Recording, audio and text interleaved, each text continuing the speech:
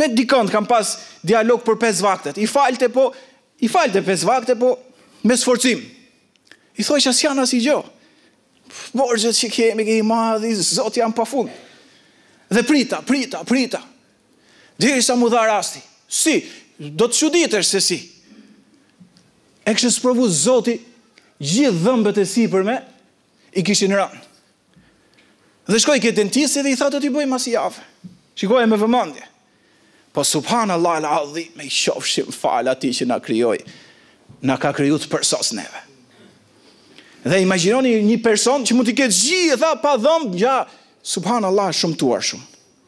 Po ai është dhëmbët si ka. Jo të gjitha, vetëm të lartë. Tulet kjo e buzës dhe ngja subhanallahu se flet dot. Ma dorën përpara se të vjen turp të shikojnë tjerët ashtu.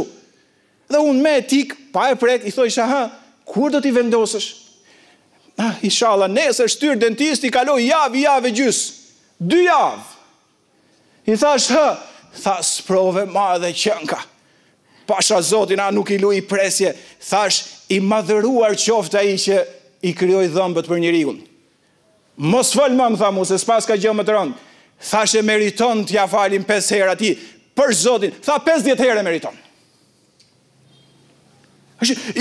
Se si mendove ti, se si ka pas dhëmbët më përpara, si kemi ne, shikimin se kemi ne, argumentet si kemi ne. Jo, po njeriu është kryeneç. Njeriu si mendon, kur i mungojnë, i thash unë isha ke 50 merrte frikë, kishim bë debat për 5.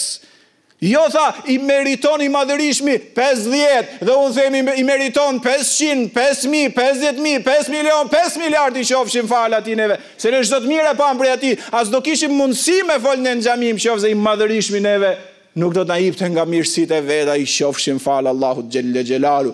Wa taqaddaset esmau. Po thirrja do në mençuri, jo çdo çast, jo çdo minutë, jep shembull me vepër dhe gje rastin kur t'ja japësh argumentin, jo për ta mërzit, por ai për t'i kuptoj çdo kush mirësitë e mëdha të Kryesit gjithësisë, sa ai nuk ka nevojë për askënd. Çdo gjë që e solli nga Islami është për të mirën tonë, për begatin tonë.